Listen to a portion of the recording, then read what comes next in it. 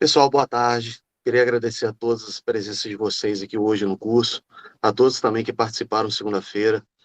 É com muito orgulho que a gente dá prosseguimento a esse trabalho, né, que a gente vem discutindo a história social, chamando os convidados, pessoas que desenvolvem diversas pesquisas dentro desse campo histórico.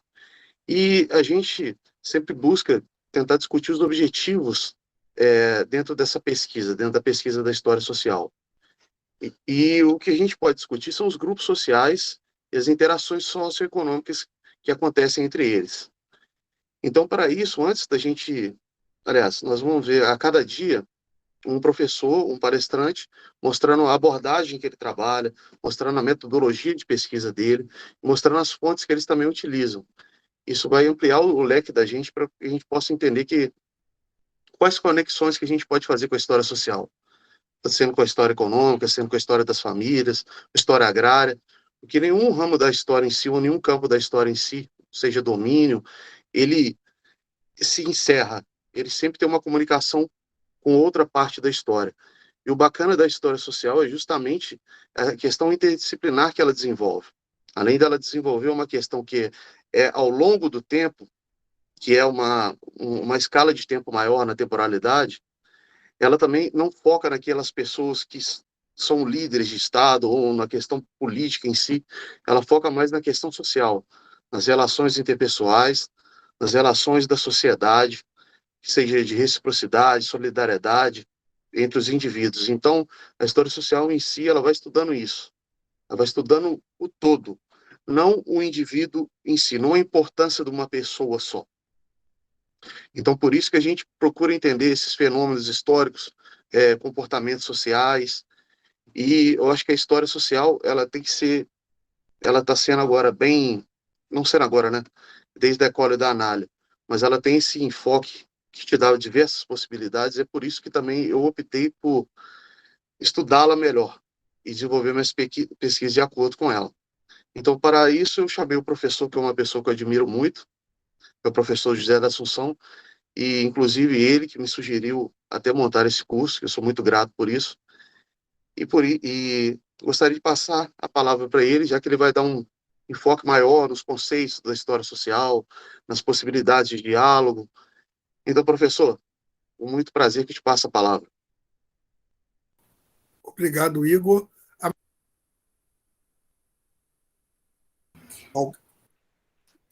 Tinha aparecido aqui na minha tela que o Lapete levantou a mão.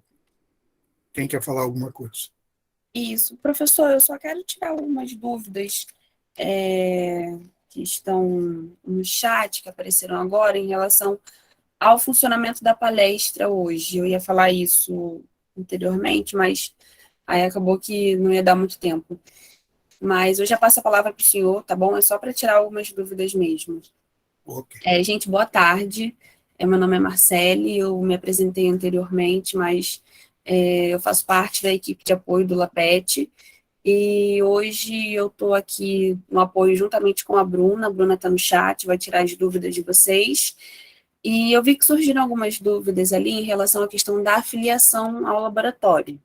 A gente tem algumas modalidades de inscrição no laboratório, que a primeira modalidade é quando vocês enviam para a gente o nome completo, o link do currículo Lattes e CPF, e aí a gente manda esses dados para o professor, e o professor vai cadastrar o nome de quem enviou os dados no diretório de grupos de pesquisa do CNPq. O laboratório ele é cadastrado no diretório, então a partir dessa inscrição, o seu nome ele vai fazer parte do grupo mais amplo do LAPET, o que vai comprovar que você participa das nossas reuniões, dos nossos eventos, dos nossos cursos, ciclos, palestras.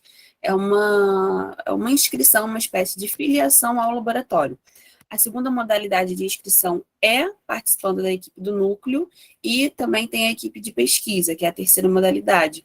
Mas a segunda e terceira modalidade de inscrição, a gente só abre vagas em alguns momentos específicos. Sempre ocorre a divulgação nas nossas redes sociais, o professor faz a divulgação também dos processos seletivos, E caso vocês queiram se filiar ao laboratório, se inscrever no laboratório, basta mandar para a gente nome completo, link do currículo Lattes e CPF. Os dados estão agora no chat, a Bruna já divulgou o nosso e-mail, nossas redes sociais. Mas no momento a gente está com um número grande de e-mails, a gente está recebendo um número grande de e-mails. Então, demore um pouquinho para vocês receberem a resposta, no máximo uns dias, mas pode deixar que todo mundo que entrar em contato com a gente vai receber a resposta, tá bom? Eu também quero divulgar só alguns eventos que a gente tem planejado até o fim do ano. A gente tem mais alguns cursos que irão ocorrer até o fim do ano. A gente vai ter o curso de História das Mulheres, História da Arte, História Política. Todas essas informações sempre vão estar nas nossas redes sociais. O professor Assunção, ele também divulga nas redes sociais dele, mas as informações sempre estão com um período de antecedência nas nossas redes oficiais. E também nós temos os ciclos de palestras, que todo mês a gente tem como ciclo Monografias em Debate, Cinema História e o ciclo Teses em Debate. Só queria, professor, dar esses avisos rapidamente, só para a gente conseguir organizar algumas coisas. Daqui a pouquinho a gente também vai ter a lista de presença, tá bom? Não esqueçam de assinar a lista e também de preencher todos os dados corretamente, como e-mail, nome completo. E eu quero agradecer ao Igor pela organização desse curso, está sendo, com certeza, muito proveitoso para todo mundo que está aqui. Desejo uma boa aula a todos. Agora eu passo a palavra para o professor Assunção. Agradeço, professor, por aceitar o convite de ministrar essa aula hoje. E passo a palavra para o senhor agora, professor. Obrigada. Eu agradeço estar aqui com vocês hoje. E, sendo eu da área de teoria e metodologia da história, eu achei que a minha contribuição aqui para o curso poderia ser exatamente nos termos de tentar definir o que é história social, em termos das suas conceituações possíveis. Nós vamos ver, nesse dia de hoje, que não existe uma única definição para a história social. Eu vou trabalhar aqui com duas definições que cada uma delas tem as suas implicações. Por um lado, o primeiro foco será esse, definir o que é história social. Depois, em vista disso, pensar também a história social no interior de um conjunto maior de outras modalidades historiográficas, ou seja, outros campos históricos. Porque a gente também vai poder não apenas ver qual o lugar da história social nesse universo mais amplo que é a história, dividida nos seus inúmeros campos, como a história política, a história econômica, microhistória, história serial, inúmeros campos. Daqui a pouco a gente vai contemplar um pouco essa variedade. Mas nós também vamos poder falar das combinações da história social com alguns outros campos. Porque, como foi colocado, inclusive, pelo Igor nesse início de fala, os campos históricos eles não ocorrem sozinhos, como compartimentos. Eles ocorrem na interação com outros diante de um certo objeto de pesquisa. Então, entender também essas comunicações possíveis da história social com as outras modalidades historiográficas e também com outras disciplinas, com a antropologia, com a sociologia, com a ciência política. Ou seja, as fronteiras interdisciplinares da história social com outros campos de saber e as fronteiras internas da história social dentro da história com outras modalidades. Então, esse é o nosso segundo objetivo. E o terceiro objetivo é entender, e diante disso, quais são os objetos possíveis para a história social? Nós vamos ver que é uma diversidade grande. Eu vou trabalhar nessa palestra exemplificativamente, mas vai ficar disponível para vocês esse PowerPoint, onde eu tenho alguns esquemas que vocês vão poder explorar depois, cada um depois pode acessar o esquema e vocês vão ver que vocês vão poder tirar várias conclusões a partir dali, porque dentro desse espaço de tempo, obviamente que eu vou trabalhar exemplificativamente. Então, não se assuste se alguns desses esquemas parecerem complexos eu não falar de tudo que está nele, porque ele também tem essa função. Ele é um universo amplo para ser explorado por vocês. Então, vamos ver no próximo slide qual vai ser o nosso sumário hoje, o sumário da palestra. Pode passar, Marcele? Então, vejam. Primeiro, vamos tentar entender a história social como um campo histórico bem definido, ou seja, como uma modalidade dentro da história, uma modalidade que se interconecta com outras modalidades, como eu falei. Depois, no segundo momento, nós vamos ver a diversidade de objetos possíveis para a história social. Finalmente, a gente volta para entender as combinações da história social com outros campos históricos. Essas três coisas vocês vão ver que elas estão interligadas. Por isso que eu também dei essa forma circular e a gente volta até o princípio de novo depois. Na verdade, são três aspectos que eu vou discutir separadamente, mas sempre fazendo relações entre os três. Então, vamos discutir o primeiro ponto. O primeiro ponto, pode passar, Marcele, o primeiro ponto vamos entender a história social como campo histórico. Pode voltar para o quadro anterior? Isso. Bem, o que a gente tem aqui nesse esquema? Ele é complexo, realmente, né? Esse esquema ele faz parte de um livro que eu lancei em 2004 e que até hoje está sendo beneficiado por novas edições. Ou seja, mostrando que é uma demanda importante da teoria da história da historiografia, compreender a organização interna da história. Então, nesse livro, O Campo da História, o que eu me propus? Eu me propus a tentar entender os diversos campos historiográficos, as diversas maneiras como os historiadores pensam seu campo de saber dentro da história, e, a partir daí, alguns, vamos dizer, estabelecem suas identidades, suas conexões, congressos surgem relacionados a esses vários campos.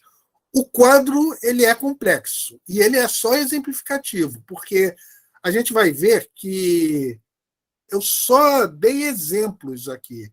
Não é que estão aqui todos os campos da história, não.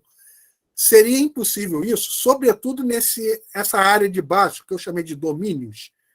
A palavra completa seriam os domínios temáticos, ou seriam os objetos mais específicos que definem campos da história. Por exemplo, como vocês sabem, tudo é história, né? Então, o livro pode ter um campo, pode ser a história do livro, o direito, a história do direito, a arte, história da arte, história da música, ou a cidade gera a história urbana, mas o campo gera a história rural. Os diferentes sujeitos sociais geram a história da família, a história da criança, a história dos marginais, a história do trabalho, a história dos trabalhadores, a história das mulheres, ou a história das relações de gênero, que é a história de gênero. Os domínios temáticos são infinitos, não teriam fim. Por isso, tudo que eu coloquei aqui abaixo são três campos de critérios, né? Eu chamei de dimensões, abordagens e domínios, que seriam os domínios temáticos. Os domínios temáticos não têm fim. Teriam inúmeros outros. Eu não mais pude fazer do que dar alguns exemplos nesse esquema, senão o esquema não caberia no quadro. Na verdade, não tem fim, né? Porque você pode pensar uma história de cada coisa, uma história de cada campo de saber, uma história de cada prática cultural específica, uma história dos vários objetos, uma história dos vários sujeitos, né? Uma história das mulheres, uma história dos marginais, uma história dos trabalhadores, a história de qualquer coisa que você possa pensar. Então, o primeiro campo de critérios para entender esses campos históricos são os domínios temáticos. E vocês vão ver por que eu estou retomando essa questão dos campos históricos para entender especificamente a história social. Bom, mas veja que eu relacionei também como outro grupo dentro da diversidade de campos históricos as dimensões e um outro grupo que são as abordagens. Eu posso discutir em qualquer ordem. Já falei um pouco sobre os domínios temáticos. Vamos falar sobre as abordagens, antes de falar nas dimensões, que é exatamente onde está a história social. As abordagens são aqueles campos históricos que são gerados por modos de fazer a história, ou seja porque se tem em vista determinados tipos de fontes ou determinadas maneiras de trabalhar com essas fontes, ou determinadas maneiras de organizar o recorte historiográfico.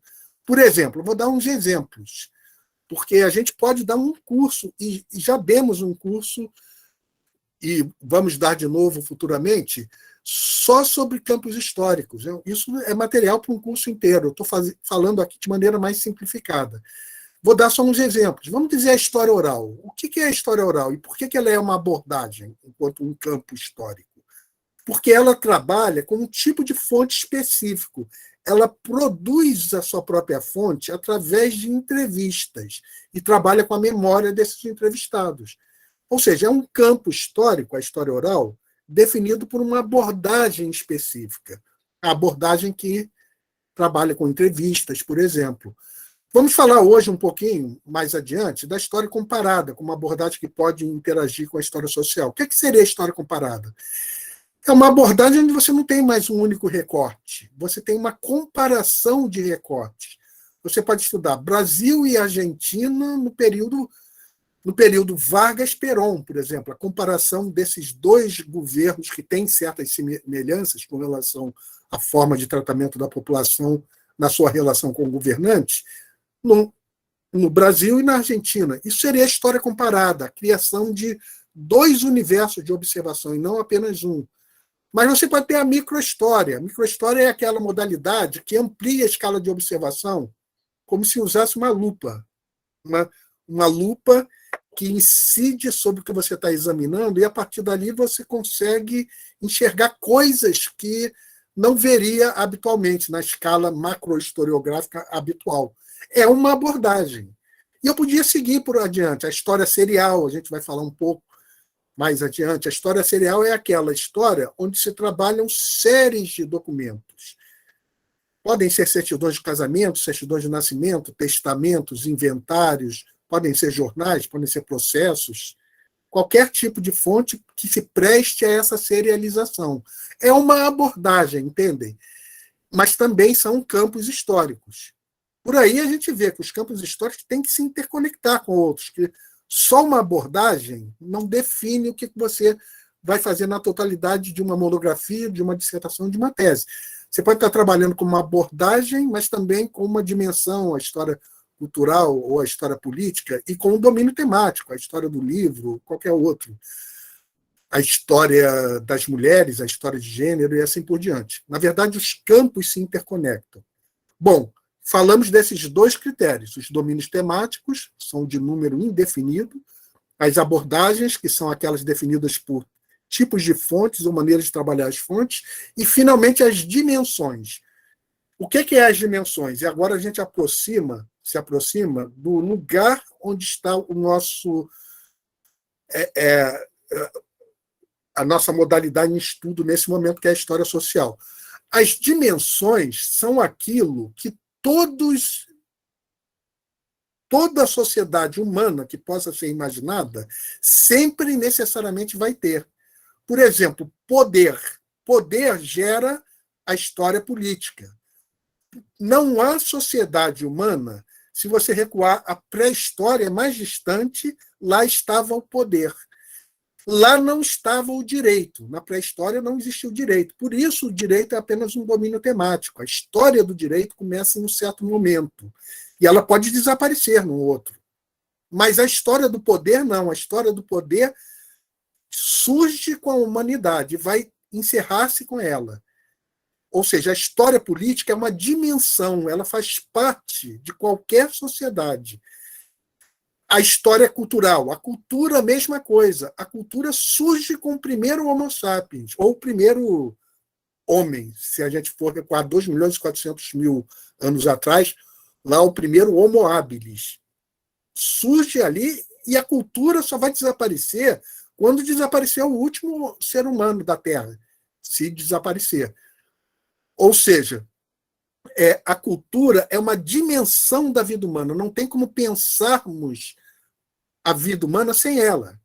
A gente pode pensar a vida humana sem livros, sem cidades, embora sejam realidades muito presentes na nossa vida, elas não são dimensões, elas são algo que existe como uma possibilidade da vida humana social, mas não são dimensões. Mas o poder, a cultura, os modos de pensar e de sentir, ou seja, a história das mentalidades, a população, ou seja, a história demográfica, todas essas são dimensões. Bom, eu recuperei, para a gente entender, esse quadro mais amplo aqui dos campos históricos. E agora vamos entender a história social. Vejam que no nosso esquema, eu coloquei ali a história social destacada das outras, envolta por uma moldura amarela, em vez de todas as outras dimensões, nessa parte rosada à esquerda, estão as dimensões. A história política, a história cultural, a história demográfica e assim por diante. A história social está um pouquinho num quadradinho à parte, e eu ainda reforcei com uma moldura amarela. O reforço com a moldura amarela é apenas por uma razão, porque hoje a gente está falando da história social. Se vocês forem a esse esquema no livro O Campo da História, não vai ter essa distinção. Mas se eu estivesse falando da história cultural, eu faria essa moldura amarela na história cultural, se fosse a história política. Então, é só para chamar a atenção. Mas vejam que já tem um elemento interessante. Eu separei um pouco em relação às outras. Por que eu fiz isso? E eu faço isso lá no livro Campo da História. Por quê? E agora a gente vai começar a entrar na questão da definição de história social. Aí, quando a gente parte da historiografia do século XIX, no século XIX não se falava em nenhum desses campos. O historiador falava apenas em história de maneira geral. Mas se a gente for analisar, 80% da historiografia do século XIX era uma história política, e uma história da velha política, uma história do poder, mas sempre o poder do Estado contra os seus súditos, ou dos Estados uns contra os outros, guerras, ou as associações, que são as diplomacias, e assim por diante. Ou a história dos grandes homens que ocupavam a política. Fundamentalmente, a história no século XIX era uma história política. Esse quadro de diversidade surge no século XX em diante, quando os historiadores começam a multiplicar os seus temas de estudo. E aí é que surge, pela primeira vez, essa definição de uma história social. Eu vou mostrar a vocês que existem duas definições para a gente entender, e por isso é que eu destaquei. Pode passar para o próximo quadro, Marcele? Vejam, sempre numa dimensão, por trás está um conceito forte. O conceito por trás da história política é poder. O conceito por trás de história cultural é cultura. O conceito por trás de história das mentalidades são os modos de pensar e de sentir. O conceito por trás de história demográfica, população, e assim por diante. Mas qual o conceito por trás de história social? Aqui que surge a possibilidade de pensarmos a história social de duas maneiras. Porque a gente pode pensar o conceito por trás da história social como sendo sociedade. E pode pensar o conceito por trás da história social como sendo relações sociais. Essas duas maneiras de pensar a história social levam diferenças na definição possível de história social. Então, vejam, vamos pensar primeiro sociedade. Se sociedade é o conceito por trás de história social. Depois eu volto a relações sociais. Marcelo, você pode voltar ao anterior, aquele campo de história? Vejam, se a gente pensar que o conceito por trás da dimensão história social é a sociedade, a história social torna-se uma modalidade historiográfica mais ampla que abarca todas as outras. Seria um guarda-chuva, a história social, e dentro desse guarda-chuva teria a história política, a história econômica, a história cultural, a história demográfica e assim por diante. Por quê? A sociedade é uma coisa, é uma totalidade mais ampla. E por que surgiu essa possibilidade de pensar história social dessa maneira? Surgiu exatamente porque, no século XIX, fazia-se só uma história política muito específica. E quem começou a pensar essas designações começou a se contrapor a um fazer histórico antigo, que, por exemplo, era um fazer histórico. Se a gente pensar nos primeiros autores da Escola dos Análises, por exemplo, Lucien Febvre ou Marc Bloch, eles criticaram muito para estabelecer uma nova escola historiográfica, mas não é só os análises que instituem uma história social, eu só estou dando como exemplo. No mundo inteiro surgiram essas novas tendências, essa nova história, digamos assim. Os análises são apenas um exemplo. Mas a gente vai ver lá nos manifestos da Escola dos Análises, e no próprio título da revista, a Revista dos Análises, análise de história social, ou então análise de história social e econômica. A história econômica também surge como um baluarte importante. Mas o que eles queriam dizer com história social nesse momento? Eles estão confrontando contra a história factual, a história que apenas enunciava fatos, geralmente fatos políticos, fatos não problematizados, muitas vezes desconectados em relação à sociedade. Eu posso pensar que qualquer dessas modalidades, história política, história econômica, ou história cultural, história demográfica, possa ser trabalhada apenas factualmente, ou posso pensar que seja trabalhado como história social. Entende essa ideia? Por exemplo, vamos dizer que a história da arte.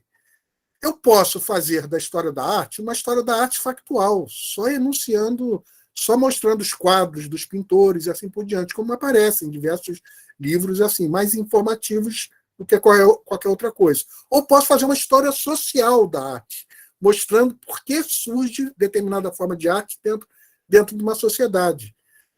Mas eu posso trabalhar também a política não mais como a história política não mais como mera enunciadora de fatos, mas como uma história política integrada a uma sociedade, problematizada dentro dessa sociedade. Eu posso trabalhar os fatos econômicos, só fatos, né? Listas de preços. É claro que hoje não se faz isso. Por quê? Porque foi vencedor o projeto da história social nesse sentido mais amplo. História social como aquela que se refere à sociedade. Então, claro, ninguém faz uma história factual hoje em dia. Faz apenas para objetivos específicos. Se uma empresa quiser contar os fatos da sua história, pode contratar um historiador. Mas não é habitualmente que um historiador problematizador hoje vai fazer. Então, vejam que, nesse primeiro sentido, a história social é uma dimensão que abarca as outras dimensões quando essas dimensões são trabalhadas em conexão com a sociedade, que é como é a tendência atual. Esse sentido mais amplo de história social, ele acaba... História social é tudo, né? É tudo, mas tudo desde que não seja uma coisa factual só, né? Então, quando você tem um sentido tão amplo assim, ele acaba não tendo mais tanta utilidade. Ele teve uma utilidade muito grande no primeiro momento. Por quê? Porque os historiadores do século XX estavam se opondo a uma história meramente factual, seja uma história política factual, ou seja, os economistas vinham fazendo coletas de dados e apenas isso, ou seja, uma história econômica factual, e eu poderia ter até uma história cultural factual também. Os historiadores do século XX estavam se opondo a isso, à factualidade, e trazendo a problematização. E por isso fazia todo sentido, esse sentido mais amplo de história social. Mas o que aconteceu? À medida que esse projeto foi vencedor de toda a história ser social nesse sentido mais amplo, inclusive a história econômica, a história política, a história cultural, a história das mentalidades, a própria história demográfica e assim por diante. Como esse projeto foi mais amplo, começou a predominar o segundo sentido de história social. Marcele, pode avançar agora? O seguinte sentido é esse aqui. É quando a gente começa a compreender que por trás da ideia de história social está o conceito de relações sociais. Quando a gente pensa assim, não temos mais apenas não é mais a história social abrangendo as outras dimensões, é a história social convivendo com as outras dimensões e se interconectando com elas, com a política, com a história política, com a história econômica, com a história cultural, com a história das mentalidades e assim por diante. Ou seja, relações sociais é uma dimensão mais específica que faz parte de toda a sociedade. Entende? Sociedade é um conceito mais amplo, mas relações sociais é uma dimensão dessa sociedade, assim como o poder ou a política também é uma dimensão, a cultura, a demografia e assim por diante. Então, vamos nos concentrar agora nessa definição mais específica de história social. A história social tem no seu centro as relações sociais. Marcele, pode avançar o quadro? Quando a gente fala em relações sociais, já tem bastante coisa aí dentro. Por quê? Porque a gente pode pensar relações sociais em diversos níveis. Nós podemos pensar relações sociais ocorrem entre os indivíduos. Vejam que eu coloquei ali, relações interindividuais.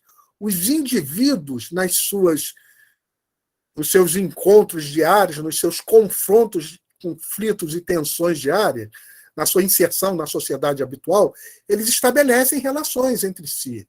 A gente pode olhar para essas relações interindividuais, ou seja, as relações sociais interindividuais entre os indivíduos. Mas vejam que a gente pode olhar também para formações sociais mais amplas e pensar, por exemplo, não em indivíduos, como foi colocado, inclusive, pelo Igor nas palavras iniciais. Nós podemos pensar em grupos sociais, em classes sociais, em gêneros, em família, em gêneros. Ou seja, a gente pode pensar as relações sociais relativas a formações sociais mais amplas.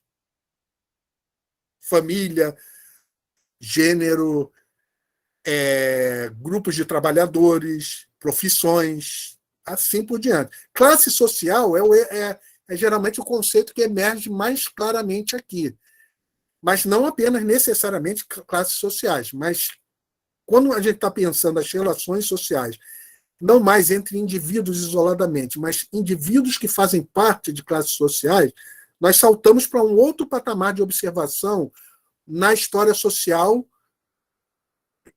já relacionada nessa definição mais específica diante do conceito de relações sociais. A gente salta para um outro patamar de observação. Vejam, a gente também pode pensar, quando pensa nas relações sociais, nos sistemas de inclusão e exclusão. Veja aí no canto inferior direito. Ou seja, as relações sociais dentro de uma sociedade, elas acabam pautando sistemas que incluem indivíduos, que excluem outros, ou que estabelecem identidades. Grupos identitários se formam dentro de uma sociedade. E também existem hierarquias sociais que acabam surgindo no interior desses sistemas também. E vejam, eu coloquei lá em cima, relações no interior de sistemas maiores.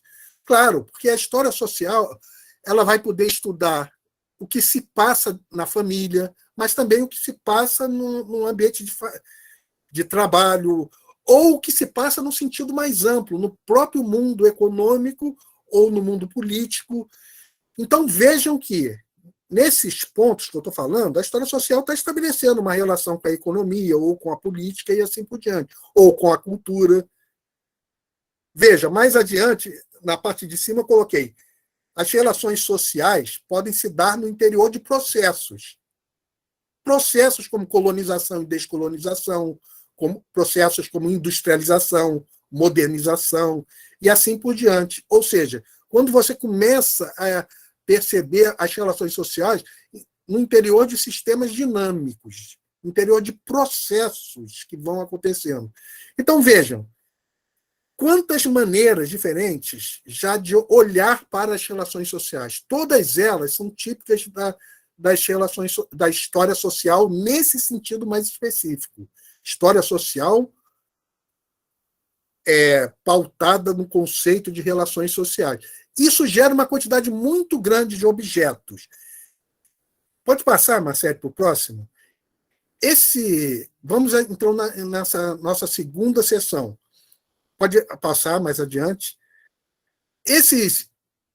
A gente não vai conseguir falar sobre tudo isso hoje, né? Eu coloquei aqui apenas para vocês explorarem depois esse esquema. Nele, a gente vai ver que tem muitas coisas que a gente pode pensar aí como objetos. Eu posso pensar, tem um desses aqui no lado direito, mais ou menos na zona intermediária, eu coloquei as populações. Você pode examinar populações, mas você também pode examinar a célula familiar, logo abaixo. Ou você pode examinar comunidades, pode ser a comunidade rural, a comunidade urbana, ou você pode examinar, como eu coloquei, os grandes processos, como colonização, descolonização, modernização e assim por diante, ou você pode examinar os próprios sistemas, os diferentes sistemas econômicos, políticos e assim por diante. Claro, nesse caso, a gente vai ver aí que esse conjunto de objetos da história social, em diversos momentos, alguns estão fazendo fronteira com a história política, outros com a história econômica, outros com a história cultural e assim por diante. Se a gente pensar nas formas de sociabilidade, elas fazem lá uma fronteira com a história cultural. Porque é claro que a história cultural também examina diferentes formas de sociabilidade que assumem diferentes padrões culturais. Então, vejam, esses vários objetos, todos eles possíveis à história social, eles estabelecem interfaces com esses outros campos. Eu posso estudar, por exemplo, as diferenças e desigualdades sociais, é o que está aqui no canto esquerdo. Eu posso estudar as minorias, eu posso estudar os excluídos, os discriminados, mas posso estudar os gêneros e as relações entre gêneros, as raças e etnias, e assim por diante. Veja, eu posso estudar muitas coisas só nesse tópico pertinente à história social, que são as diferenças e desigualdades sociais. Então, é um universo muito grande de possibilidades. E o convite é que vocês depois explorem isso. Cada um vai ter acesso a esse PowerPoint, e vocês podem explorar para perceber como é rico o conjunto de possibilidades. Mas eu queria passar a última sessão, que seria o seguinte. Pode avançar, Marcele? E vamos pensar agora as combinações da história social com os outros campos históricos. Pode avançar para o próximo esquema, Marcele? Vejam, é só exemplificativo, tá? Porque, como eu tinha colocado no início, os diversos campos históricos, eles não são compartimentos dentro dos quais se encerra um determinado objeto e só ali o objeto cabe inteirinho dentro desses compartimentos. Não, são campos no outro sentido, campos de interconexões. Então, isso é só um exemplo, apenas um exemplo. Por quê? Porque, na verdade, eu posso fazer múltiplas combinações entre os diversos campos históricos, seja entre as diversas dimensões, ou das dimensões com as abordagens, ou das dimensões com os domínios temáticos. Eu posso unir numa monografia, numa dissertação, numa tese, ou num livro, ou numa pesquisa, eu posso unir uma certa conexão de campos históricos. Mas eu vou refletir com vocês, nessa sessão final, sobre algumas possibilidades de pensar conexões da história social com um ou com outro desses campos. Vejam que eu pontuei aqui à esquerda desse quadro, mais as dimensões. Como que eu tinha definido as dimensões no primeiro momento? As dimensões, elas constituem aquilo que toda a sociedade possui, toda a sociedade humana.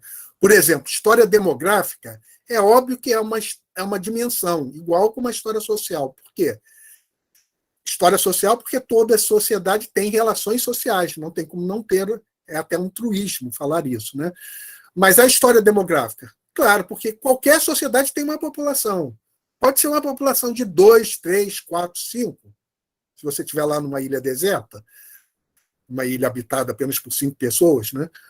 Ou pode ser uma população de um país, ou a população do planeta inteiro. Ou seja, de qualquer maneira, é impossível pensar a vida humana sem uma determinada população. Então, claro que a história demográfica é uma dimensão, assim como é a história econômica.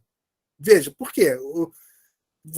Qualquer sociedade, qualquer grupo de seres humanos precisa providenciar a sua sobrevivência, precisa produzir o que vai comer, como vai se proteger do frio, ou proteger de animais, ou seja, você precisa produzir, ou como você vai morar, você precisa produzir a sua própria subsistência econômica, desde a pré-história até hoje, com uma tecnologia altamente desenvolvida.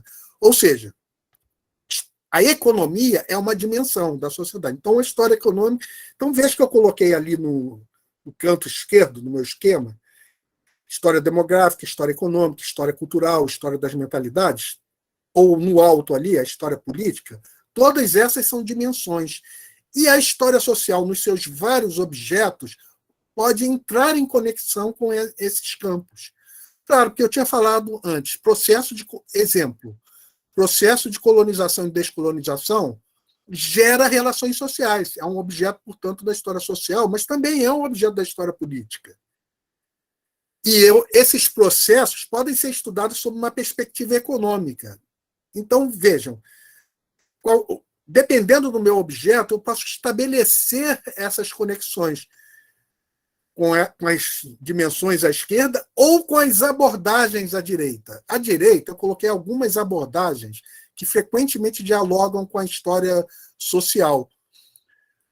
Nós vimos que as abordagens se referem ao fazer historiográfico. Então, eu tinha falado, a história comparada é aquela que estabelece 2 recortes. A história serial é aquela onde você trabalha com um tipo de fonte que é serializável. E, com isso, você enxerga as variações no interior dessa série. A microhistória é aquela em que eu consigo enxergar, a partir de um campo de observação menor, pode ser uma pequena comunidade, uma vizinhança, ou a trajetória de um indivíduo, eu consigo enxergar alguma coisa mais ampla.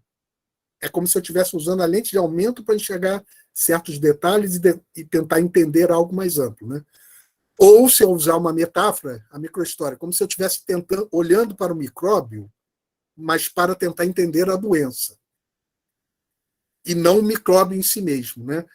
Então, a história local já é muito confundida com a microhistória, mas é bem diferente. Por quê? A história local é quando eu, de fato, estou interessado nesse local.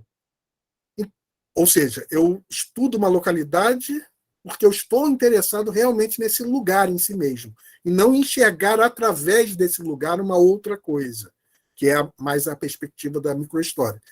Então, vejam, essas diferentes abordagens, elas dialogam com a história social. Se a gente for pensar, quais são as fontes da história social? São inúmeras. Por quê? Depende das conexões que ela estabelece. Por exemplo, eu disse que a história social examina as relações sociais, né?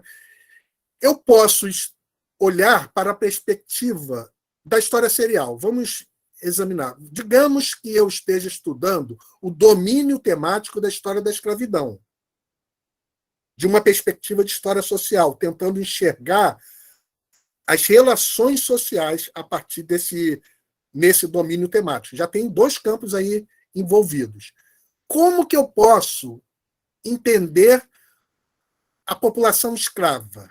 Aí eu já falei população, já tem uma certa conexão ali com a história demográfica, né? Eu posso entender de muitas maneiras, mas digamos que eu trabalhe com fontes com a perspectiva da história serial. Eu estou investigando certidões de casamento, por exemplo. Nessas certidões de casamento, eu vou criar uma serialização delas. Vou trabalhá-las da perspectiva da história serial. E examinando como se dão os casamentos dentro da população escrava num determinado lugar, num determinado tempo. E a história serial permite, associada a essa perspectiva demográfica e a perspectiva de história social aliada a isso, ela permite que eu examine as variações dentro dessa série e como foi mudando um perfil social da população escrava com relação a esse aspecto específico que foi o casamento, por exemplo. Mas digamos, por exemplo, o que eu posso examinar? Eu posso examinar como relações sociais a partir daí. Por exemplo, nas certidões de casamento, frequentemente aparecem as relações de compadrio. O que são as relações de compadrio? As relações de compadrio são relações sociais criadas pelas famílias, pelos donos de escravos, para estabelecerem relações através do escravo, relações talvez com outros senhores. O escravo pode casar ou com uma escrava da outra fazenda, ou o escravo é apadrinhado por um homem livre, por exemplo. Então, o que acontece aí? Você começa, assim como qualquer casamento, o casamento das pessoas livres também. Essa instituição do apadrinhamento, ela permite isso, permite que você investigue um outro tipo de relação social para além da relação familiar, que também é uma relação social. Ou seja, são outras formas de sociabilidade. Então, eu posso perfeitamente examinar esse aspecto, como foram mudando as relações de compadrio dentro de uma certa população, num certo lugar, num certo tempo. Quando eu faço isso, eu estou associando a história social e com fontes que talvez sejam as certidões de casamento, talvez os inventários, talvez os testamentos, ou muitas outras. Eu estou associando a história social à história serial, nesse sentido.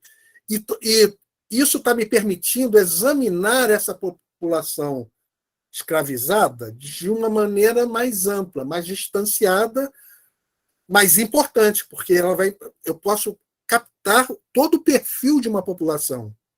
Mas agora, vejamos o seguinte, que eu não quero examinar essa população escravizada, e aí tem todo esse jogo de conceitos, é o escravo ou escravizado, né? Eu vou falar indiferentemente uma palavra ou outra, mas há toda uma discussão conceitual sobre isso.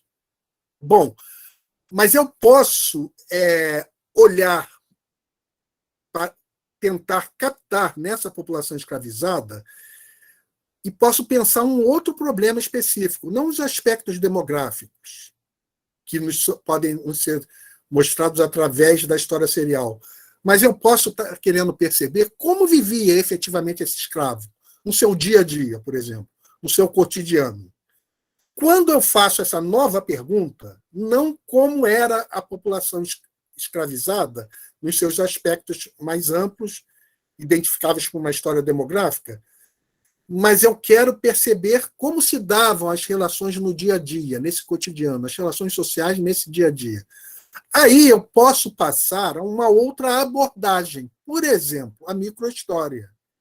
Na microhistória, digamos, eu nada saberia de como vive o escravizado no seu cotidiano, nos seus aspectos culturais, nas suas rivalidades e solidariedades diárias, na sua vida mais efetiva, eu nada saberia só examinando a série. Com a série eu sei muitas coisas, e é muito importante, a história serial é muito importante, mas ela lança luz sobre algumas coisas. Para perceber certos aspectos da vida desses indivíduos escravizados, eu posso me aproximar de uma outra perspectiva, a microhistória. Vou dar um exemplo, são apenas exemplos. Os processos criminais. Os processos criminais acontecem quando um indivíduo comete um crime. Isso ocorre hoje e ocorria já na época da escravidão. Um escravo poderia matar o outro escravo. Podia ser um escravo da mesma fazenda ou de outra fazenda. Ou podia matar o seu feitor ou mesmo o seu senhor de escravos. Então, quando o escravo cometia um crime, assim como hoje ocorre, inicia-se uma investigação. A investigação gera um processo criminal. Os processos são riquíssimos, porque eles mostram muitos detalhes da vida da pessoa que está sendo investigada. Você começa, então vamos dizer, foi cometido um crime, a primeira coisa que o investigador faz é tentar identificar quem seriam os suspeitos, as testemunhas, assim por diante, quem foi a vítima, e tentar identificar qual era o percurso diário dessa pessoa, do crime, ou do suspeito do crime, ou da própria vítima. Ele começa a analisar a vida cotidiana, qual o percurso que ela fazia do trabalho, em que momento desse percurso ela foi assassinada ou foi roubada, depende do tipo de crime. Ou seja, o processo começa a investigar detalhes da vida, inclusive as relações sociais específicas, algumas relações interindividuais ou as relações sociais geradas porque aquele indivíduo era um trabalhador de determinado grupo. Vamos ficar no exemplo do escravizado, que é só o exemplo que eu estou trazendo. Quando há um processo sobre o escravo que cometeu um crime, começa a aparecer a própria vida desse escravo, nos seus detalhes, de uma maneira que não apareceria em outras abordagens, como a história serial. Apareceria característica da população escrava, mas não detalhe da vida do próprio escravizado. Quando ocorre processo, e o historiador pode voltar a esse processo depois, quando esse processo está arquivado, já perdeu a sua validade, claro, centenariamente, porque aquele processo não interessa mais à justiça, mas ele interessa ainda muito aos historiadores. Os historiadores vão a esses processos e começam a enxergar toda uma vida ali, como se tivessem lançado uma lente de aumento em cima daquela vida que é esquadrinhada através daquele processo. Não é só a vida de quem cometeu o crime, a vida da pessoa que sofreu o crime, a vida das testemunhas, todas as vidas dessas pessoas, que são pessoas vivas naquela realidade ali que está sendo mostrada, e pessoas que estabelecem relações uns com os outros, ou seja, relações sociais. Então, vejam que eu dei 2 exemplos, né, de interrelações da história social com a história serial ou com a microhistória. Cada conexão dessa abre-se para uma certa possibilidade de diferentes tipos de fontes e formas de tratamento.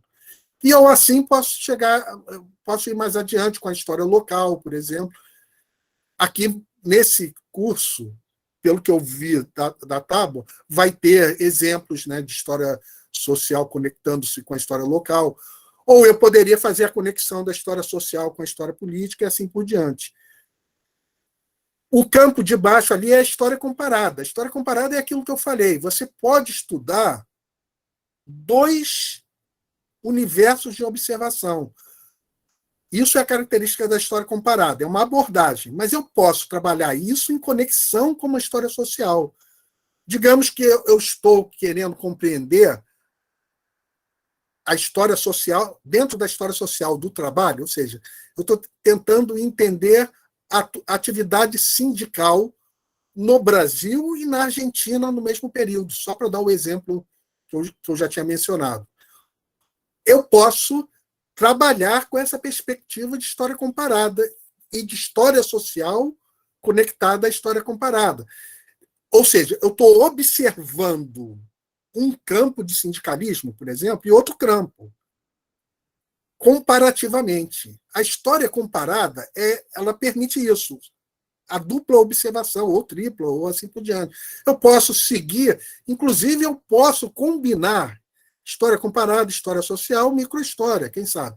Ou história social, história política, história local, e assim por diante. Porque eu posso comparar, por exemplo, 2 trajetórias de vida, onde você esteja olhando história social sob a perspectiva microhistoriográfica, de escala mais próxima de observação, e de um ponto de vista de história comparada, porque eu estou comparando 2 trajetórias de vida diferentes.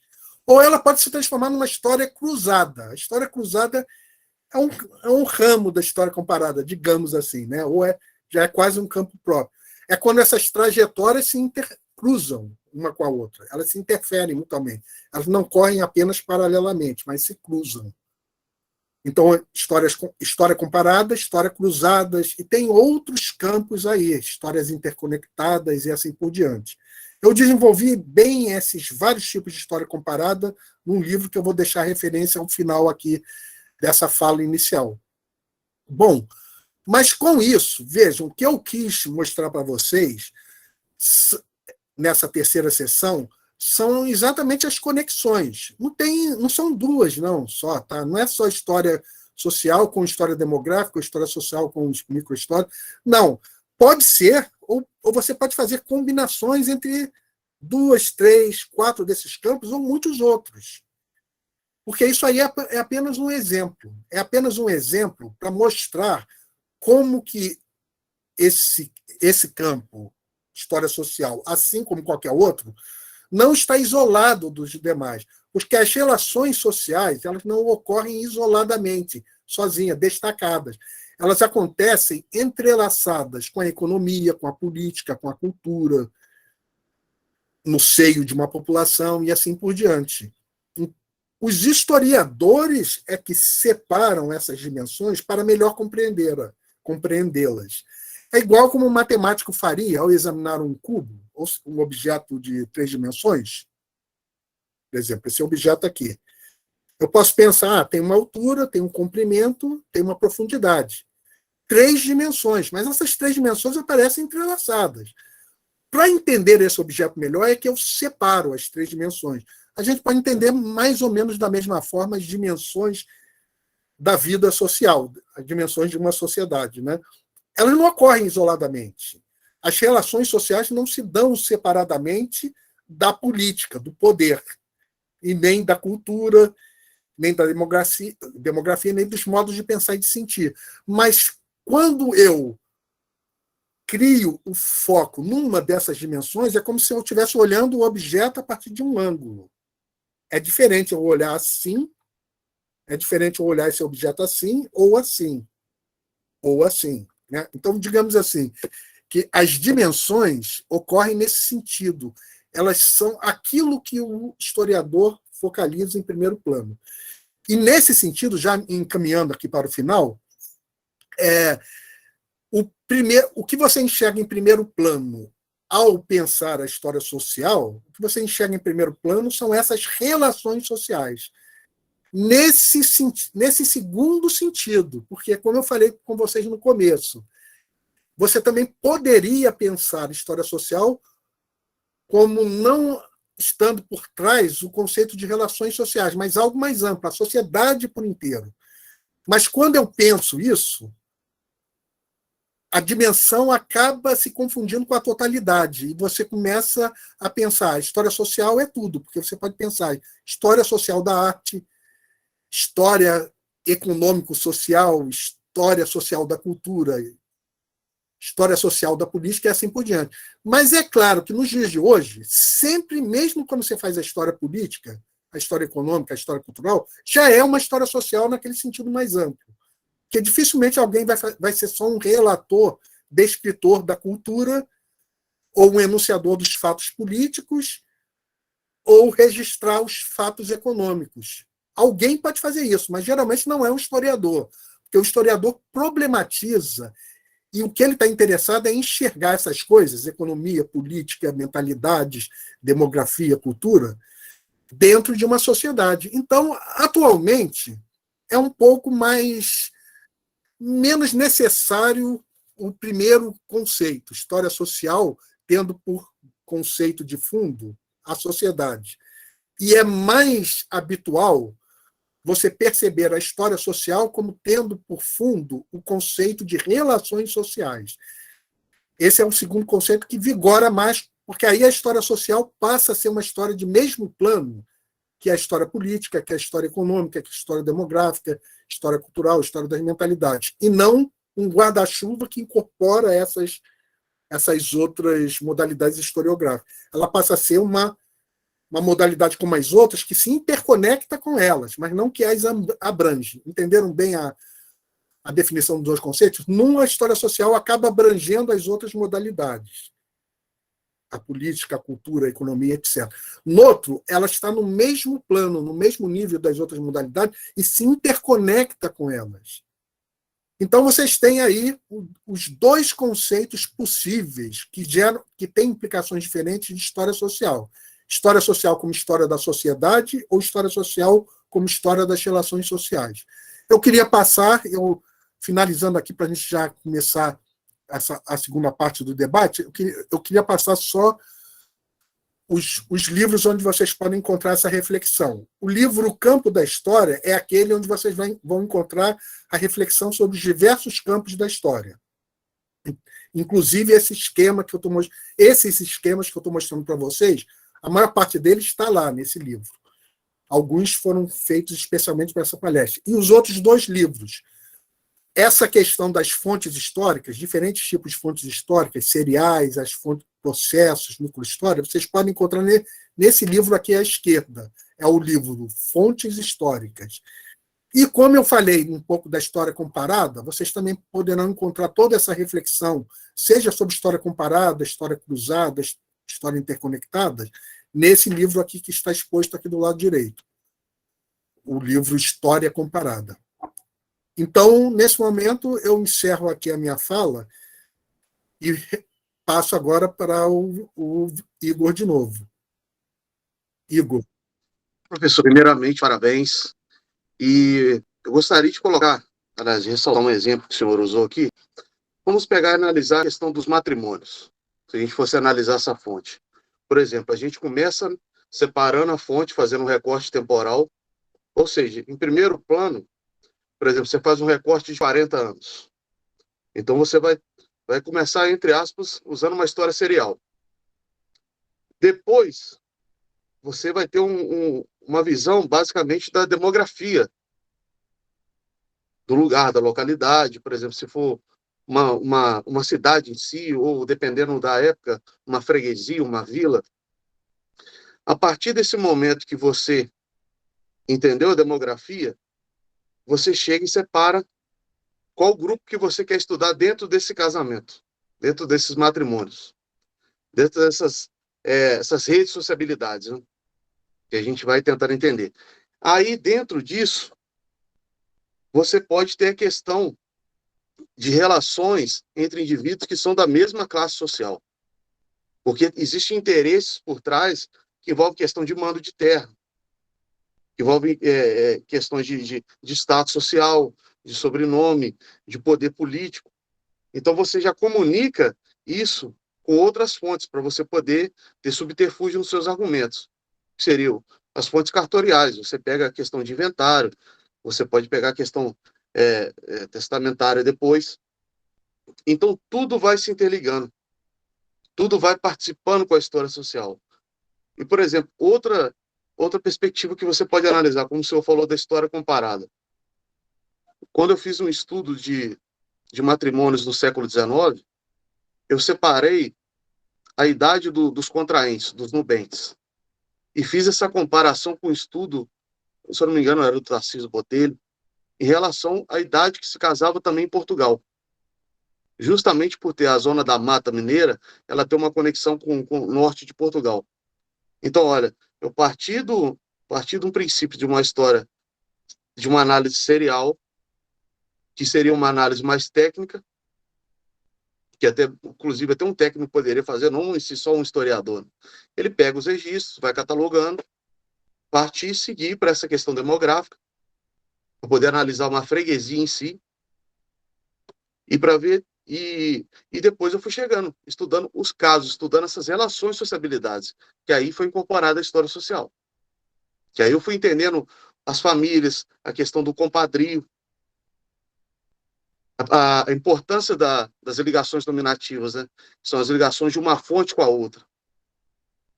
Então, tudo através disso, a gente vê história social, um pouco de história comparada, demografia, a história econômica por causa da questão de você estudar registro de terra, a questão dos inventários e tudo. A gente vê lista de votantes, tudo quando você abrange essa história social, dependendo do que você for analisar, realmente ela tem essa conexão com essas outras dimensões justamente por essas redes de sociabilidades. Você vai destrinchando isso e vai conseguindo perceber o que você pode fazer.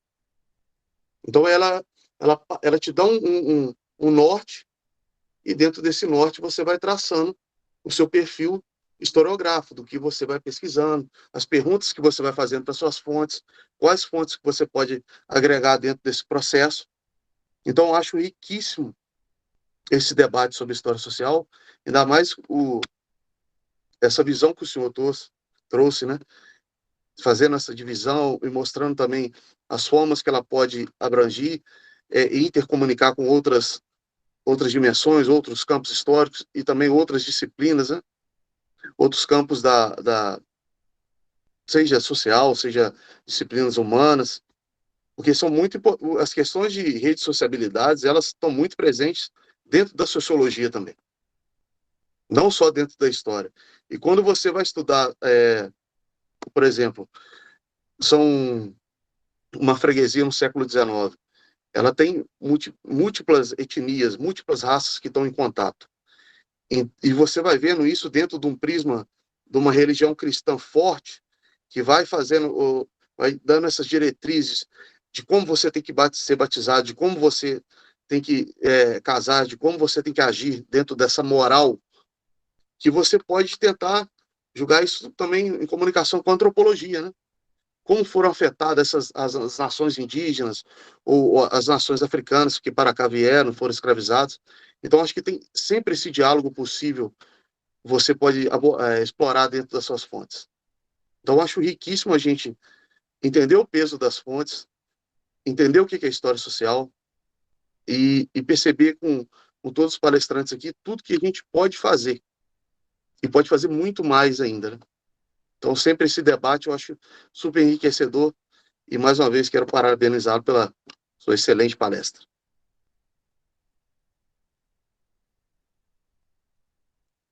Tá desligado o microfone. Obrigado, Igor. E, Igor, você falou muitas coisas importantes, né? E você estava falando como você começou a trabalhar, né? Então, um historiador hoje ele pode começar a trabalhar da perspectiva o ponto de partida não importa. Ao final, ele vai estabelecer uma configuração, uma construção que inclui essa possibilidade. No seu caso, você estava mostrando como você foi se aproximando da série a partir da fonte, examinando, como você falou, poderia ser feito tecnicamente até aquele ponto. No caso de um historiador, sempre você ultrapassa aquele ponto que é o técnico. Ou seja, é como venceu um certo modelo de história, que é um modelo problematizador, no qual os dados, os fatos, eles são importantes, mas eles entram como um material a partir do qual você desenvolve uma problematização. Nós não fazemos mais nem uma história política que anuncia fatos, nem uma história econômica que apenas registra os dados, ou uma história cultural que apenas descreveria obras, por exemplo. Automaticamente, o historiador ele vai configurando na própria feitura do seu trabalho, e você, quando termina esse trabalho, você olha, aí você já enxerga ali uma conexão, onde você viu que se interconectaram vários campos históricos, na verdade, né? Que ele vai. Então é por isso que eu disse, né? Essa problematização ela vai surgindo naturalmente no historiador de hoje, né? Sim. Porque o historiador de hoje é tão marcado na sua formação por isso, né? De você falar o xingamento geralmente entre historiadores hoje é assim, o historiador factual. Você é um historiador factual que muitas vezes erroneamente você chama de positivista, que também é um uso inadequado de positivismo, né? O positivista, na verdade, é um historiador que acredita em leis gerais, né? Regendo. Mas na conceituação do Lucian Febvre, ele opunha os positivistas serem aqueles factuais. Então, como foi vencedor esse projeto da problematização em história, e é o que a gente aprende em nossas formações como historiadores, né? Você vê que o historiador, não importando por onde ele comece, ele vai chegar nessa nesse nível de problematização, e nesse nível de problematização ele pode chegar lá na história social, ou na história política já moderna, ou na história econômica moderna, e assim por diante. E isso interconectando com as diversas abordagens. Então, é bem importante entender isso. E você também comentou uma outra coisa bem importante, que eu também tinha falado de passagem, né? Que é o fato de que a história social também estabelece, além das fronteiras com os diversos campos, as conexões possíveis com diversos campos, as fronteiras com outros campos de saber, né? Que pode ser a antropologia, pode ser a sociologia, pode ser a ciência política, dependendo dos objetos com os quais você está lidando, certamente que vão surgir essas fronteiras também para além da história, né? Esses diálogos interdisciplinares. Não sei se temos outras perguntas ou... Vou dar uma olhada aqui, professor. Tem uma aqui está escrito consultoria, acho que é Mailing. Ele, acredito que seja ele, né? Poderia falar um pouco, conceitualmente falando, da dimensão psicohistórica? História. Seria algo próximo da ideia de Asimov, sendo o estudo dos acontecimentos a partir das mentalidades de um conjunto de indivíduos? Ele está perguntando a verdade. A psicohistória, que eu relacionei naquele quadro, né? Porque aquele quadro ele vai mudando, né? Ele já tem ali uns 16 anos, eu não mudei porque foi fazendo novas edições e saindo, mas eu ainda tenho vontade de ir depois, porque eles vão surgindo novos campos. Por exemplo, hoje, naquela época não existia muito, que hoje é um campo muito vigoroso, a história ambiental, por exemplo, porque é um problema do nosso tempo, o meio ambiente, como salvar o meio ambiente, salvando a própria espécie. Ou seja, a história ambiental tornou-se importante, a ecohistória. A psicohistória, a gente pode pensá-la. Vocês veem que naquele esquema eu coloquei a história das mentalidades como um campo definido como aquele no qual o historiador foca em primeiro plano os modos de pensar e de sentir. E coloquei a psicohistória um pouco ligadinha ali no cantinho da história das mentalidades. Porque a psicohistória também trabalha com os modos de pensar e de sentir, mas ela é muito mais ligada ao diálogo interdisciplinar com a psicologia. Então, a psicohistória surgiu muito como quando historiadores, e não só historiadores, mas sociólogos e antropólogos trabalhando historiograficamente, como é, por exemplo, o caso do Norbert Elias, né? Médico sociólogo que trabalhou historiograficamente e que incorporou muito conceitos próprios da psicologia. Então, você vê uma obra historiográfica do Norbert Elias, como, por exemplo, o Processo Civilizador ou a Sociedade de Cortes, e você vê ele trabalhando muito conceitos ali inspirados em Freud, por exemplo, né? Pulsões, entre outros. Ou seja, a psicohistória ela seria aquele campo que é próximo das mentalidades, mas, na verdade, a marca dela é que ela trabalha muito interdisciplinarmente com os conceitos da psicologia. Então, eu definia no livro o campo da história, a psicohistória dessa maneira, né? É essa possibilidade de você pensar esse diálogo da história com a psicologia. Quer dizer, claro, faz uma fronteira próxima ali com a história das mentalidades, mas eu coloquei ali e eu coloquei isso expressando no lugar, naquele esquema bem próximo ali, mas como um quadradinho um pouco ali atrás, coligado. Então, você pode pensar que a psicohistória trabalha com esses modos de pensar e de sentir dessa maneira muito específica, interdisciplinar, digamos assim, levando em consideração a psicologia. Nesse sentido que eu diria, mas essa foi a minha definição, né, digamos assim, né? Esses conceitos, quando eles vão surgindo, eles também têm desenvolvimentos a partir da perspectiva de diversos autores, né? Certo? Tem mais uma pergunta aqui, professor, do Matheus Bonfim. Professor, falar do cotidiano entraria na história social?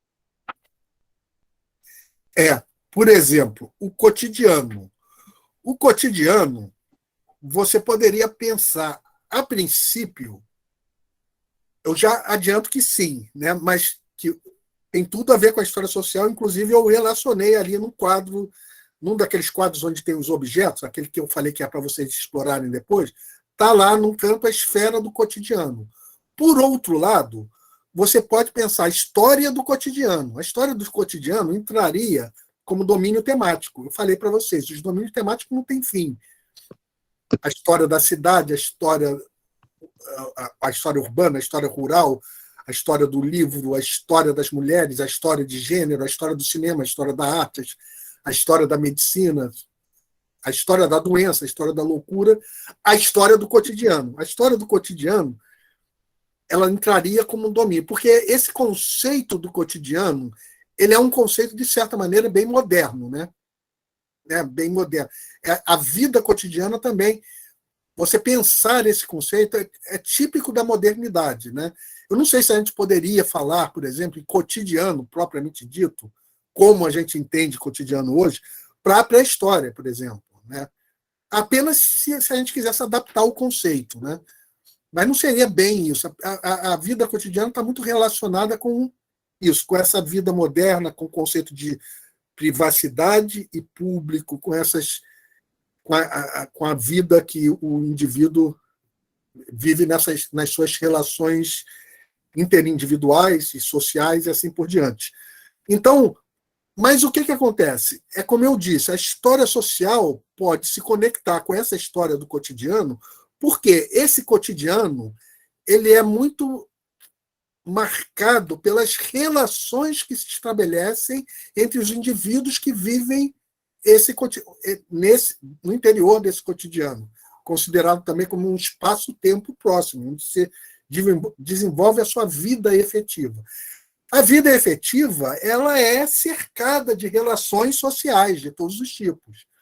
Podem ser as relações referenciadas em classes sociais, as relações referenciadas em padrões de visualização, de divisão da sociedade em raças. Claro, raça é um conceito que a gente poderia discutir, se ele é aplicável ou não. Mas, de qualquer maneira, as pessoas veem, né? Um campo grande de pessoas veem a vida humana, a população dividida em raças. Então, surge aí, por exemplo, o racismo, a luta contra o racismo. Isso faz parte do cotidiano. As pessoas vivem isso nos seus dias a dias. Então, é um tipo de relação, são relações sociais, as relações familiares, as relações de gênero e assim por diante. Todas essas relações, elas cercam o cotidiano de todo jeito. Então, claro que o cotidiano, a vida cotidiana, ela pode ser examinada, sim, pela história social. É um dos objetos possíveis. Porque a história social tanto pode se referir aos sistemas mais amplos ou aquilo que está ao próprio rés da vida comum, o próprio nível, né? Então, seria por aí, sem dúvida, né? Sem dúvida que o cotidiano é um dos objetos, né? Um dos âmbitos possíveis de estudo da história social. Tem ali também Igor, a Jéssica, né? Levantou a mão. Passamos a palavra para a Jéssica, Igor. Pode falar, Jéssica, tá bom? A palavra é sua. Boa tarde, professor. Então, eu queria saber se o senhor pode falar um pouquinho sobre a história social e a história pública, porque eu vejo muito assim, leio muito coisas interligadas, né? Como se tivesse uma relação entre a história oral também. A história oral, ela poderia ser considerada uma prática historiográfica da história social? Boa pergunta, Jéssica. Bom, você mencionou duas coisas importantes, duas relações interessantes para a gente pensar a história social. A história oral e a história pública, são duas coisas, né? Vamos falar primeiro da história oral. A história oral, naquele quadro maior de complexidade que eu expus no início, eu situo a história oral no âmbito das abordagens, ou seja, são os campos históricos que são definidos pelos aspectos do fazer histórico, seja os aspectos metodológicos, dos tipos de fontes, das maneiras de trabalhar as fontes, das maneiras de recortar o teu objeto historiográfico. No caso da história oral, ela é definida como abordagem porque ela trabalha com um tipo específico de fonte. Que tipo de fonte é esse? É uma fonte que não existe previamente, sob outro estado, e que o historiador converte como fonte. Ela simplesmente não existe, e o historiador inventa essa fonte no seu próprio ato de pesquisa ao entrevistar pessoas. A história social, aquele historiador faz o que já foi chamado por um historiador que estuda o tema, de arquivos provocados. É como se o historiador provocasse a emergência de um arquivo, que são as memórias da pessoa que está dando a entrevista. Aquela pessoa não daria aquela entrevista, ela está dando a entrevista porque foi lá um historiador e começou a fazer perguntas e anotar as respostas, ou filmar ou gravar. Ou seja, ela não daria espontaneamente aquela fala, não gravaria. Mas, diante do trabalho de um historiador que foi fazer essa entrevista e gravar, ela começou a produzir essas memórias. Ou seja, praticamente a história social é a única modalidade historiográfica onde o historiador inventa as suas fontes no próprio ato, conjuntamente com a outra pessoa que está sendo entrevistada, né? Ele não encontra o material pronto sobre o qual trabalha, constituindo esse material em fonte histórica. Ele simplesmente cria, né, ele produz aquela fonte através de entrevistas, com isso acessa a memória daquele indivíduo. Então, isso é a história social, a história oral. A história oral é uma abordagem. Ela pode ser empregada em associação a histórias diversas, inclusive a história social. Ela pode ser usada em associação à história política. Eu posso fazer lá sair entrevistando pessoas da comunidade política do Senado, da Câmara, ou as pessoas comuns, como elas veem a política. Eu posso estar interessado em história política e lançar mão para fazer essa história política da história oral, ou a história econômica, ou a história cultural, ou a história social. Quando ocorre essa associação entre história social e história oral, é porque aquele historiador que está interessado nessas relações sociais, ele escolhe como uma abordagem possível essa da história oral, ou seja, essa de que o historiador vai produzir o seu universo de fontes através de entrevistas nas quais vai acessar a memória dos indivíduos que viveram ou que vivenciam determinadas relações sociais que ele quer examinar. Aí se configura exatamente um encontro possível entre a história social e a história oral. Então, Jéssica, sobre esse ponto, é uma combinação possível, a história social com a história oral. A gente não pode dizer que é exclusiva, porque a história oral pode ser usada também para você investigar questões mais propriamente da história política, questões da história cultural, da história econômica, e assim por diante. Mas, sem dúvida, que, como historiador de história social, que está trabalhando com a história social, ele está interessado em examinar as relações sociais aparecem nas produções orais dos indivíduos a partir do momento em que eles passam a produzir esses depoimentos junto com o historiador. Então, claro que, sem dúvida, é uma relação possível e forte, né? É um dos caminhos, né, possíveis. O outro ponto que você falou é o da história pública. A história pública é um outro campo. Eu poderia relacionar a história pública, que é uma palavra muito recente, sim, de alguns anos, né? Quando eu fiz aquele quadro, por exemplo, não havia ainda essa palavra, né, a história pública, é uma coisa de alguns anos. O que é a história pública? Eu poderia relacionar também com uma abordagem relacionada ao modo de expressão da história e à abrangência da história. A história pública é é aquele trabalho que o historiador faz ao compreender que ele não escreve apenas para os seus pares. Ele escreve para a sociedade inteira, seja a sociedade como um todo, seja a sociedade no seu somatório de diferentes setores sociais. Ele pode escrever para diferentes faixas etárias, ele pode escrever para diferentes grupos sociais, para movimentos sociais, ou ele pode escrever com um nível de linguagem compreensível para uma faixa ampla de população. Tudo isso aí pode ser configurado como história pública. É aquela história onde o historiador se conscientiza que ele precisa produzir história para a sociedade, para um público mais amplo ou para uma diversidade de diferentes públicos, e não apenas para a sua academia, para os seus pares historiadores. Nesse sentido, você também pode perfeitamente fazer história social associada à história pública. Você pode estar estudando, sim, as relações sociais, os ambientes sociais, as classes sociais, as relações de gênero e muitas outras coisas, dentro daquele quadro imenso de objetos possíveis à história social, e você pode decidir encaminhar os resultados do seu trabalho para um universo amplo de pessoas, de público, ou para públicos específicos que se interessem pelo teu trabalho. Quando você faz isso, você está conectando a história social e a história pública. Então, a história pública seria uma abordagem relacionada ao modo de expressar o trabalho final do historiador. Não um único, né? Mas vários, mas que saem fora daquele circuito comum de você escrever só para os seus pares historiadores, digamos assim, né?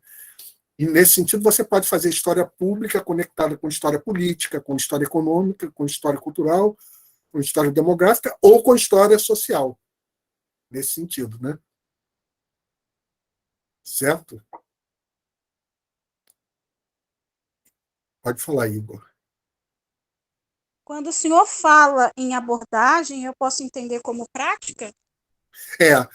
Você pode entender, porque abordagem inclui práticas, né, Jéssica?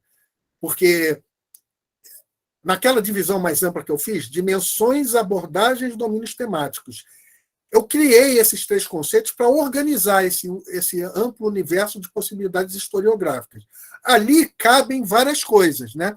Porque as abordagens se relacionam ao fazer histórico, aos modos específicos de fazer a história. Ou seja, se relacionam às práticas também, se relacionam aos tipos de fontes, às maneiras de trabalhar com essas fontes, as metodologias empregadas, ou as maneiras de recortar o seu objeto social. Tudo isso, no fundo, são práticas, né? Práticas historiográficas. Ou, finalmente, a maneira de expor o seu trabalho, que é isso que a gente acabou de discutir como história pública. Todas essas coisas são diferentes práticas. No fundo, as abordagens são as práticas dos historiadores, digamos assim, né? Então, alguns campos históricos eles podem ser compreendidos sob esse signo das abordagens nesse sentido amplo, né? Incluindo as práticas, sem dúvida, né? Assim como as dimensões é aquilo que faz parte de qualquer sociedade, não pode ser desligado dela, e os domínios temáticos já são os domínios mais específicos, por mais amplos que eles pareçam, como a história da arte, a história do direito, a história da educação, né? São domínios específicos, diferente de pensar cultura, economia, política. E as abordagens são isso, né?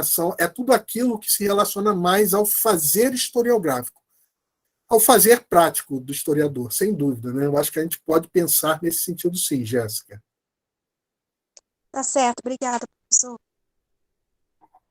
De nada. Igor, você está falando algo, mas está sem o som ligado. Agora sim. Isso. A pergunta da Tainá Bandeira. A Tainá Bandeira pergunta: quais possíveis relações poderíamos estabelecer entre a história social e a história da educação? Perfeito. Então, a história da educação, naquele quadro maior, ele faz parte dos inúmeros exemplos de domínios temáticos. Quando não está ali, é só porque não eu tive que escolher alguns exemplos, né?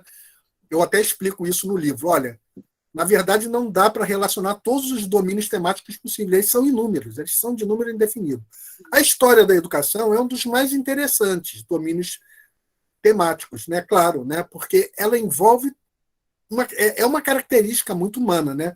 Essa possibilidade de passar, né, aquilo que você conhece para as sucessivas gerações de uma certa maneira. A educação é um traço, uma possibilidade dentro da cultura. Existe até, quando geralmente eu sou convidado para fazer essa palestra nos historiadores ou as pessoas de história da educação, eles gostam muito daquele esquema, mas eles geralmente eles tendem a pensar assim, que eu poderia. Eles pensam assim, mas a história da educação não é uma dimensão? Depende de como você define. Se você definir a educação como a forma de tratamento dessa transmissão, não só a transmissão de conhecimento, que não é o conceito atual da educação, mas essa produção de conhecimento de uma certa maneira, a história da educação é um campo, é uma prática humana. Havia educação na pré-história? Eles colocam muito isso, né? Se você pensar em educação num sentido mais amplo, se você pensar num sentido mais moderno, mais específico, a história da educação seria um domínio temático. Se você pensar educação num sentido mais amplo, e que seria educação desde o primeiro momento que um ser humano primitivo ensina os seus filhos, as crianças, a, sei lá, quebrar uma noz ou qualquer outra coisa. Se você entender todos esses processos como educativos, até a história da educação poderia ser pensada como uma dimensão. Mas vamos pensar a educação nesse sentido mais específico. Sem dúvida que ela pode interagir diretamente com a história social, como qualquer outro domínio. Qualquer outro domínio também pode. Por que isso? Porque, então, vamos pensar, a partir dessa pergunta da Tainá, essa relação, essa conexão.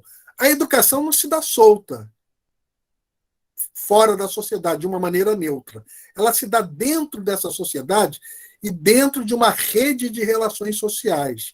Ou seja, ela está mergulhada nisso, mergulhada nessas relações sociais. E você pode, como historiador social da educação, estar estudando exatamente isso. A educação se dá numa rede por exemplo, ela pode se dar numa rede de preconceitos e de lutas contra preconceitos.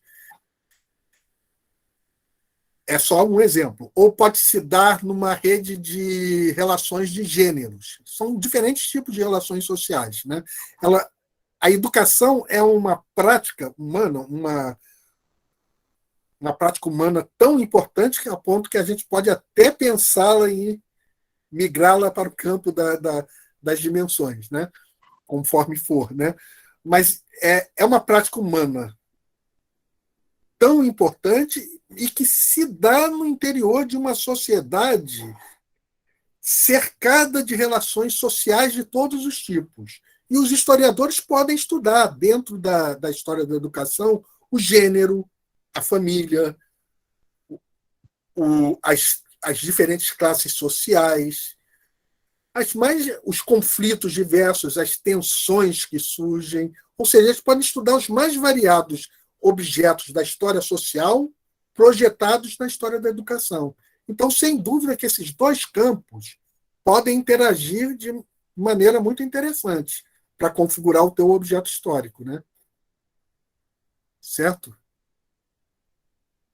Justamente também eu acho interessante você poder fazer isso dentro de um recorte temporal e analisar junto com a política, né?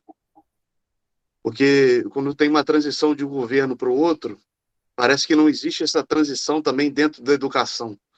Você tem geralmente um rompimento com o governo anterior, com as diretrizes, com um projeto educacional que é muito mais um projeto de governo do que um projeto de Estado. É verdade.